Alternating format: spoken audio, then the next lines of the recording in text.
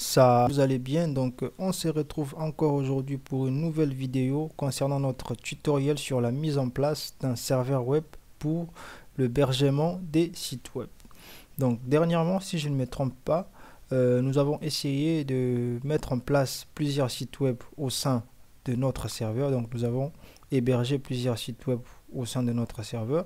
Donc ce que nous allons essayer de faire aujourd'hui, nous allons essayer de mettre, donc de créer des bases de données pour spécifiquement à chaque utilisateur. Ouais, donc normalement, chaque utilisateur accède à son site web. Il faut aussi faire en sorte que chaque utilisateur puisse accéder à sa propre base de données. Donc si vous vous rappelez bien, donc je vais d'abord essayer de me connecter. Ensuite, nous allons refaire un peu un petit rappel concernant ce qu'on a fait dernièrement. Donc je vais d'abord essayer par me connecter à mon serveur pour pouvoir continuer, pour pouvoir vous faire un petit rappel. Donc l'adresse IP de notre serveur, si je ne me trompe pas, c'était les 192.168.1.105. Donc je vais me connecter à distance. Donc le serveur il est démarré, il est là. Donc, nous allons nous connecter ici dans la machine cliente, dans la machine physique. Donc SSH Debian, comme on a l'habitude de le faire, arrobase 192.168.1.105.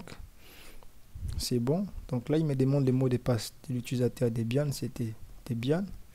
Je valide. C'est bon, je suis connecté à mon serveur. Donc avant de pouvoir faire quoi que ce soit, je vais d'abord mettre à jour le paquet.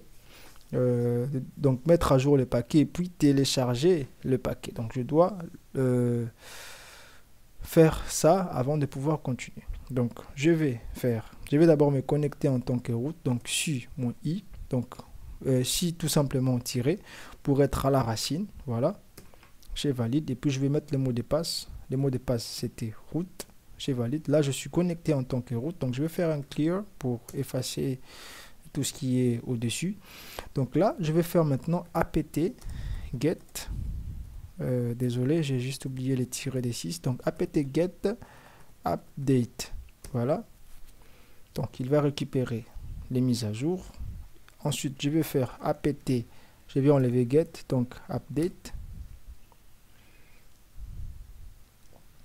Et là, je vais maintenant faire apt upgrade pour me télécharger tous ces paquets, donc mettre à jour les systèmes d'exploitation.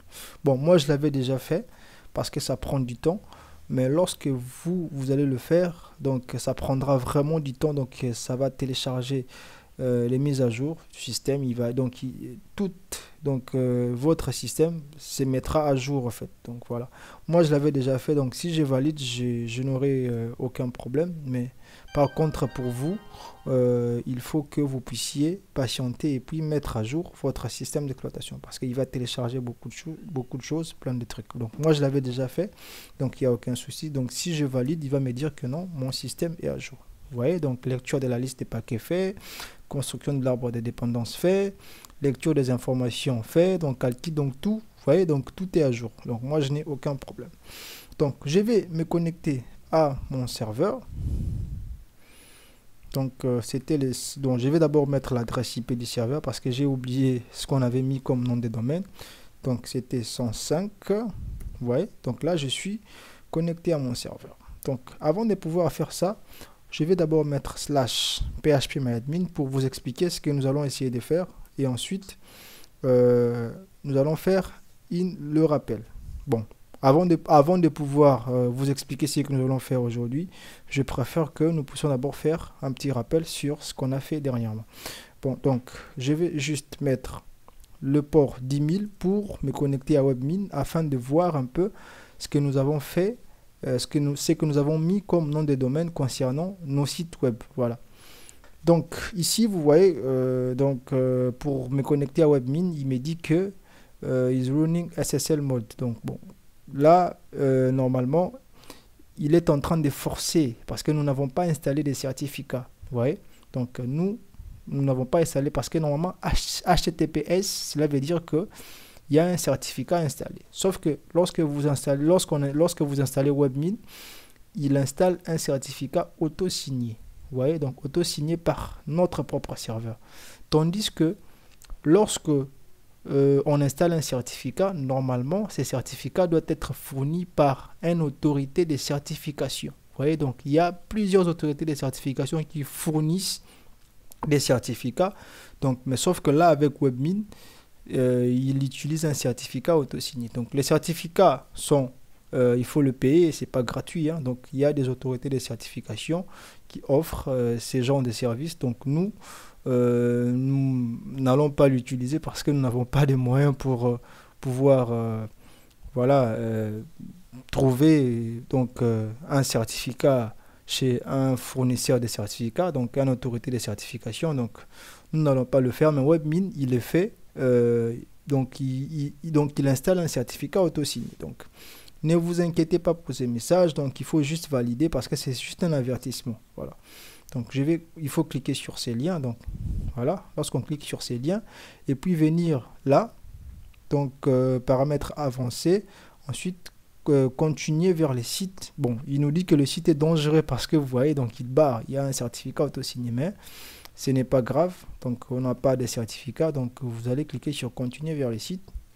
Ah, donc là, on est sur l'interface Webmin. Donc nous allons nous connecter route. C'était pour l'administrateur et pour les mots de passe, c'était route. Donc je me connecte. Nous allons patienter un peu parce que ça va prendre du temps. Et là, je sais pas, est-ce que bind, non, il est toujours pas là. Donc nous allons venir ici dans end user module. Donc c'était bind server. Voilà, il est là. Donc on va voir les zones qu'on avait créées. Donc pour notre serveur, web, c'était debian-web-server.log.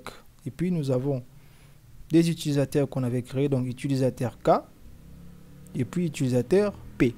Voilà. Donc là, je peux changer ici. Bon, je vais laisser comme ça, c'est pas grave. Donc je vais me connecter.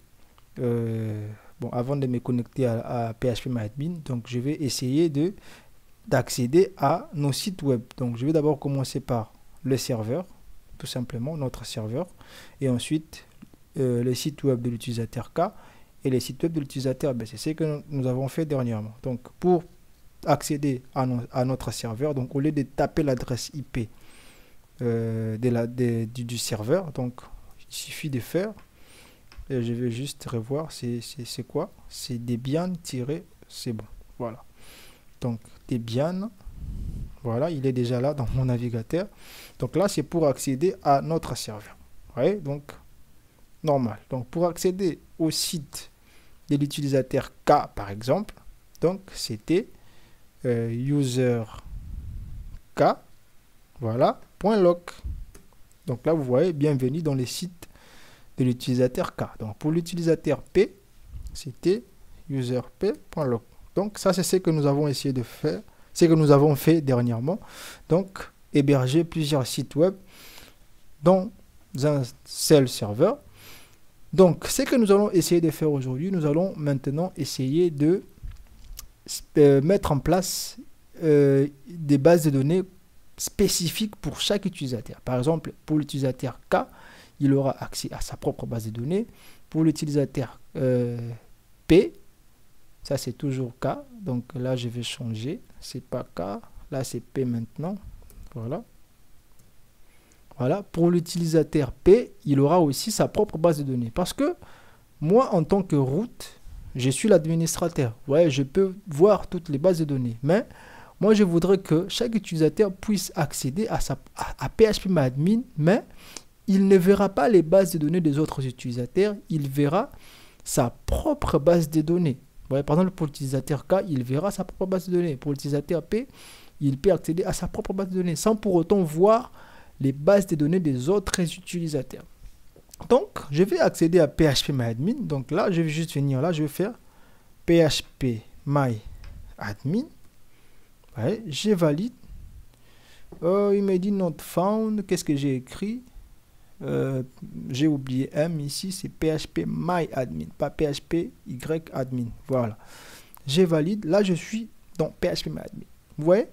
Donc, pour l'utilisateur root, il n'y a pas de problème. C'est lui l'administrateur. il peut mettre son mot de passe qui est, le mot de passe c'était root. Donc vous voyez, pour l'utilisateur root, il peut voir toutes les bases de données. Il peut créer, il peut faire ce qu'il veut. Donc il peut voir toutes les bases de données. Mais moi je veux que, parce que par exemple pour l'utilisateur K, il ne peut pas voir toutes les bases de données. Pour l'utilisateur P, il ne peut pas voir toutes les bases de données. C'est ce que nous allons essayer de faire aujourd'hui. Donc nous allons créer les bases de données pour chaque utilisateur. Ouais. Donc ça sera une base de données spécifique pour chaque utilisateur. Donc lorsqu'un utilisateur va accéder à sa base de données, donc il ne verra que sa propre base de données, sans pour autant déranger les autres. Donc pour ce faire, ici on est en tant que root, bon c'est le root, c'est l'administrateur qui ajoute des utilisateurs, c'est lui qui fait tout en fait. C'est lui qui retire les utilisateurs, donc c'est lui qui fait. Donc là on est connecté en tant que root. Nous allons maintenant ajouter premièrement une base de données pour l'utilisateur K. Vous voyez? Donc je vais venir ici. Donc je vais faire create, ensuite database. Ouais, on va directement le faire avec phpMyAdmin. On va appeler par exemple, bon moi ce que j'ai voulu faire pour l'utilisateur K par exemple, bon ceux qui ont suivi mon tutoriel sur la création d'un espace membre, vous voyez, donc nous allons en fait pour l'utilisateur K, son site web, ça sera les projets qu'on avait fait dans ce tutoriel. Donc ici, qu'est-ce que je vais faire? Donc je vais créer une base de données pour cet utilisateur. Donc nous allons l'appeler par exemple espace membre. Voilà. Et puis je fais virgule comme ça. Là, je vais exécuter. C'est bon. Donc j'ai une base de données espace membre. Mais sauf que cette base de données est une base de données pour l'utilisateur K. Vous voyez? Donc je vais venir dans Google, je vais faire GitHub, je vais récupérer une commande que j'ai préparée pour vous. Donc je vous mettrai les liens dans la description. Donc voilà, il est là. Donc c'est là, non ça c'est regex, désolé. Voilà, user with specific database. Donc c'est une commande que j'ai préparée pour vous. Donc je vous mettrai le lien dans la description, ne vous inquiétez pas. Donc je vais copier tout ça et puis je vais vous expliquer chaque ligne, chaque instruction. Voilà, donc je vais venir là. Donc j'ai ma base de données espace membre, c'est bon. Et là je vais revenir dans SQL, je vais coller tout simplement la commande. Bon, je sais pas. Voilà. Donc là maintenant, j'ai une base de données. Moi je veux que la base de données soit pour l'utilisateur K. Donc grant, c'est une commande qui vous permet d'ajouter les privilèges concernant un utilisateur. Vous voyez, donc grant all privileges on. Donc là maintenant, il faut spécifier la base de données. Donc je vais mettre, donc donner tous les privilèges sur la base de données espace. C'est espace membre, il faut bien l'écrire. Hein. Il faut bien l'écrire. Espace membre. To user, nous allons créer un utilisateur. Donc l'utilisateur, nous allons garder le même nom. Donc c'est utilisateur, donc user key, comme ça. Arrobase localhost identifier. Donc les mots de passe, ça sera toujours user k, comme ça. Vous voyez? Donc, désolé, je suis un peu malade. Donc, c'est-à-dire que nous allons donner tous les privilèges sur la base de données espace membre sur l'utilisateur userk. Donc cet utilisateur sera créé. Donc il aura le mot de passe userk également. Vous voyez? Donc je vais exécuter cette commande. Vous voyez? Donc la commande a été exécutée. Je vais venir maintenant dans compte utilisateur. Où est-ce qu'il est? Je veux... Bon, il faut... je vais venir là. Voilà. Donc dans Home. Ensuite, compte utilisateur. Voilà. Donc comme vous pouvez le constater, vous voyez, j'ai un nouvel utilisateur userk qui a été ajouté. Donc cet utilisateur aura accès uniquement à la base de données espace membre. Nous allons tester ça. Je vais me déconnecter. Donc là, c'est déconnecté. Voilà, je me déconnecte. Donc je vais mettre le nom de l'utilisateur, donc user K. Ensuite, les mots de passe user K toujours. Si j'exécute, vous voyez, il a accès que à sa propre base de données. Donc ça, c'est schéma SQL. Ne vous inquiétez pas pour ça. Ça, c'est une base de données qui est créée automatiquement par SQL. Vous voyez. Donc l'utilisateur n'a accès que à sa propre base de données. Ouais. Bon, là, vous allez me dire que c'est pas trop sûr. Donc, je vais me déconnecter encore.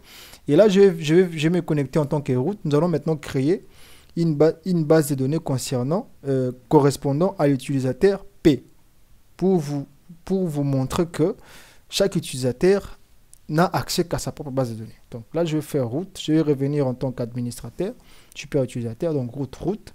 Vous voyez, ici, c'est différent. Il y a MySQL, donc il y a plusieurs bases de données. Ouais. Donc là, nous allons ajouter également un autre utilisateur, une autre base de données pour l'utilisateur P. Voilà, donc je vais faire create database.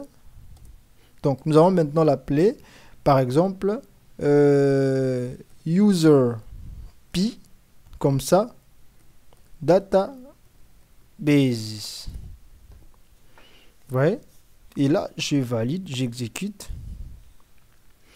Vous voyez, j'ai une nouvelle base de données, donc userp databases. Donc, je reviens ici dans SQL. Je vais venir là pour copier la commande. Donc, pour créer un utilisateur, userp, qui va utiliser la base de données userp database. Donc, je vais coller également. Je ne sais pas, il n'y a pas... Je ne vois pas où coller, donc je vais directement faire CTRL-V. Et là, je vais changer. Donc, grant all privileges on. La base de données maintenant, c'est user. C'est userp, désolé. Userp, comme ça. Tiré des 8 database. C'est bien écrit, hein. Voilà. C'est pas bien écrit. Oui, c'est bien écrit. Userp, voilà. Donc, identifier, username, on va mettre user P maintenant. Ensuite, le mot de passe, ça sera userp toujours. Voilà. Donc, j'exécute. Parfait. Si je reviens ici dans compte utilisateur, vous voyez, donc j'ai maintenant un utilisateur userp, donc qui va utiliser sa propre base de données. Donc, je vais me déconnecter également là. Si je reviens dans userp, et là je fais userp également, vous verrez que, ouais, donc userp database, il n'a accès qu'à sa propre base de données. Ouais. Donc, je vais revenir dans userk. Userk, là, userk, exécuter. Vous voyez que espace membre. Donc, et si je reviens dans route, là, vous allez voir que route peut voir toutes les bases de données parce que c'est lui l'administrateur. Ouais.